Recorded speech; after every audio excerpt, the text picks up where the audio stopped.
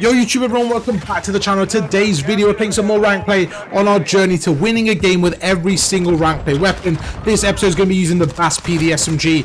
Oh my god, I mean, I used a Hurricane yesterday. Now this is just not any better. This gun was so terrible to use. I mean, we started to get slightly better as the game went on, but honestly this was just not fun, man. But yeah, we're going to grind it through and see if we can win the game. So let's go through on the P1. We're going to go through. Make sure you guys drop a like because these challenges are getting harder and harder every single episode. And yeah, I'm appreciating the support so far, but we need some more likes. So keep us motivated throughout this series. And yeah, wait till we get to the sniper rifles. They are even more dreadful to play with. We're going to go through here on the P1, down by 25 seconds. So not the start that we want, but we're going to go through and try to lock down some spawns for P2. Now, although we're down by quite a lot, the most important thing for me personally is to not kind of lose 4 already and make sure we're keeping composed and getting ready for the P2. Going to go through and make this guy one shot. Going to use the stairs as some cover.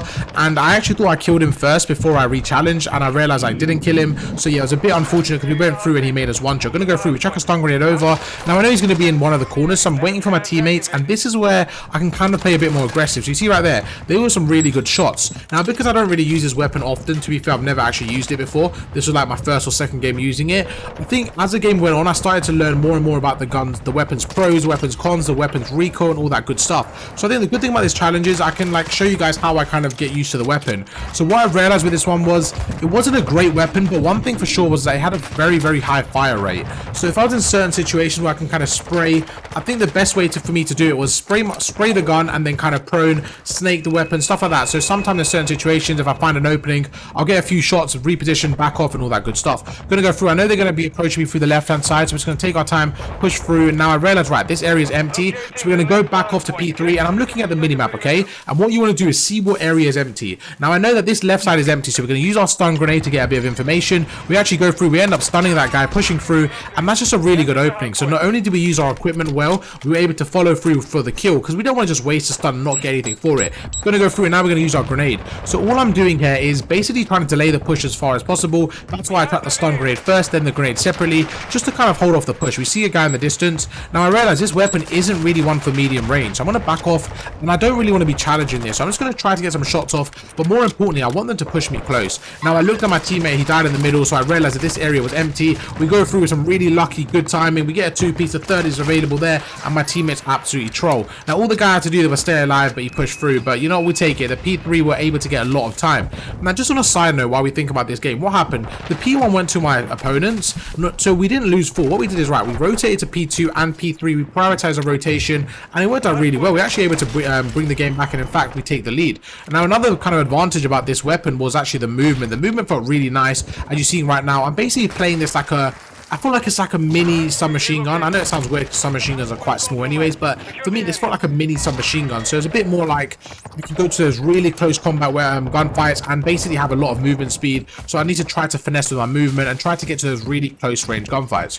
We finally hit the 100-point mark, so we're going to go through here with 40 seconds left. We're going to go through. My teammate comes in front of me, going to jump in front, try to bait for him. Now, with this weapon, because it's so agile to use, I actually don't mind kind of being the first person in the hill. I don't mind being that aggressive SMG bait kind of role. And I think that's kind of the most fun thing about this challenge, is trying to adapt the playstyle depending on your weapon. We go through. There were just too many opponents for me to focus on. I probably should have just focused on one opponent and got that kill, but there were so many people around me. I kind of just spread bullets between all of them and were able to push through. I know they're going to be in the open area. I'm going to go through. We take out one, jump around the corner. This guy's distracted. We go through, we get a 2-piece, and now it's time for the rotation.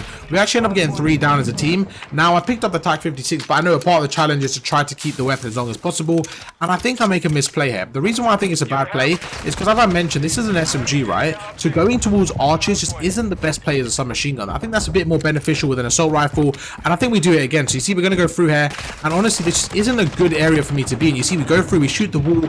Honestly, I just don't think we're going to get much success here. We're using a submachine gun. So me going through here, in my opinion, is quite pointless. You see, we tried to line up the shot. It's just not a position you want to be in. So I think 2 lives in a row there. I didn't really play it optimally, and I actually wasted some time. We end up spawning in the gate area, but I've learned from my mistake. I think that's important. Make sure to learn from your mistake as quick as possible. We go through, we take out one, going to reload as quick as possible. I can hear somebody on my right, so we're going to go through, we take him out. That's a 2-piece. We get into cover, we spot the third, we make him one shot.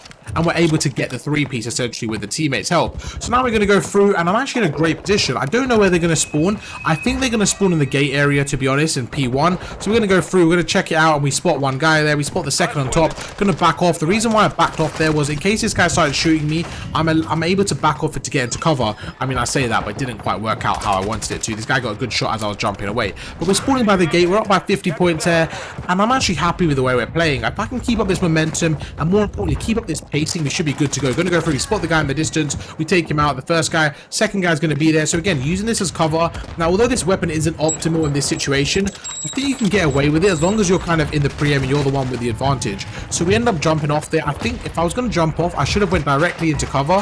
What happened was I jumped off into the open, and you saw the rest. The rest was history. We actually got fried in the middle of the map there. So going through, and again, this is what I mean. This weapon is pretty good in scenarios like this. When you spot an opponent in the distance or you have a clear shot, it's pretty good because of its high fire rate. But overall, just, yeah, it wasn't the best weapon. I think we kind of made it work though. We're starting to fry a bit. We're starting to increase the pacing, and it's working out. This was just a really good heads-up play in my opinion. So we go through, we get a 2-piece, and I chuck a stun on the right. Now what that stun did is it basically gave me the insight that they're not going to push the right, they're going to push the left. We go through, we get another 2-piece, going to use his box as cover, turn around, watch this side again, jump up to the top, and you can see just like that we actually get a bloodthirsty. We spot the guy in the distance, going to let him go through, we take him out, great shots. The second guy's there, we're going to basically bait for our teammate. Now not only did we get a precision, we also baited for the other guy, and I think that was just such a good play, being able to sit in a power position and basically take over. 180 to 99, we run out of ammo, so we're going to get the Vaznev out. We're going to try picking up the Vel 46 just to get a bit more movement, a bit more momentum on our side. We go through, we get another kill, we center onto the left here, we don't know where he is. I think he's going to be at the back here, so I'm going to go through again, jump around the corner. We're going to constantly jump around the corner, try to camera our opponent. 33 seconds left, push through the back. I'm actually glad I died there. The reason why I'm glad is because if I got the kill there, we would have probably lost to spawn. It was not a good play. Even this right here, me going through the back of the hill, it just isn't a good play because what's going to happen is they're going to actually end up spawning out and we're going to actually have bad spawns. So going to go through, and I'm trying to get out of this situation as quick as possible. So in hindsight, although it worked out, we definitely shouldn't have pushed the back because we end up losing spawns. Going to go through, we spot 2 people there. Now I think one thing about that, conversation we just spoke about losing spawns, is how quickly you adapt. So once I realized we were spawning out, I quickly adapted and I straight away rotated towards P3, and you can see we kind of catch them off guard. Going to go through, we spot the guy in the distance. Again, just spraying those bullets. This gun's got so many, such quick fire rate.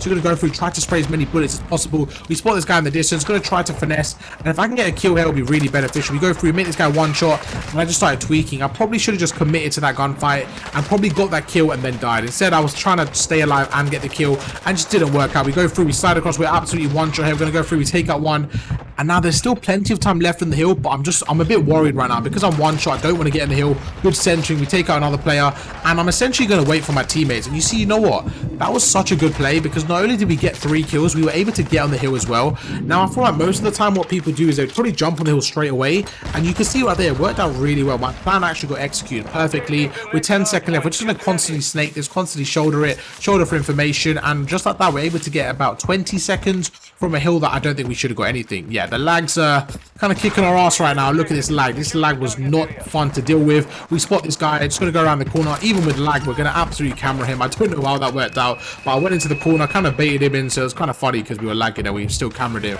Going to go through the back here, and I noticed nobody was there, so we go through, block the spawns, push through the right hand side. I know they're going to be spawning on the right. We block the right, we spot the guy in the distance, and I didn't need to jump off, to be honest. I didn't expect them on the left, but yeah, just one of those plays where I was a bit too cracked for my own good, absolutely frying and moving around the map. But yeah, overall, I think we're doing pretty well with this weapon. It wasn't a weapon to kind of show off about in terms of the class setup. I didn't put the class at the front. You can try it out, but to be honest, I didn't enjoy it. Like, I thought it was okay. We kind of made it work, but compared to the Vaz or the Vel, this gun is just not meta. But we go through. It's definitely got a place in certain scenarios, but yeah, I wouldn't recommend running it. I mean, as a challenge, give it a go, but on your regular day-to-day climb with the ladder, this probably isn't going to get you there. So you go through, we can take out another player, 3 go down, 5 seconds left on the hill. Now we only need 10 seconds left right here after this hill's done, so that's perfect. We're going to sit through, see if we can get some scrap time. We spot the guy in the distance, we make him one shot, going to chuck a grenade, and again, just that instinct kind of using your equipment straight away. As soon as we made him one shot, chuck that grenade. Don't hesitate. What you don't want to do is hesitate. Give them a chance to kind of breathe and get back into the game with their health. As soon as they're one shot, chuck a nade over, chuck a stun, make sure they're very, very difficult for them to get back on their feet, and make sure to utilize your equipment. I'm going to go through, we only need 8 seconds, so I'm thinking, what can I do here? I mean, my teammate's going through the right. Realistically, we only need to get 1 or 2 kills and we'll be able to break the hill. My teammates do that, perfect. We're going to go through, we're going to watch the middle. We get absolutely fried, but that's okay. It might be a bit too little, too late for my opponents as we win the game against a Crimson team, a team of Crimsons. I was the only Crimson on my team. Now, I'm not going to say I carried because obviously I didn't get a lot of hill time, but considering the scenario, we were going up against a team better than us. You know, the weapon wasn't really the best. I'll take it. I think it was a good game, good disciplined performance from the team. Hope you guys enjoyed the video. If you did, make sure to drop a like, and I'll catch you for tomorrow's upload. Peace.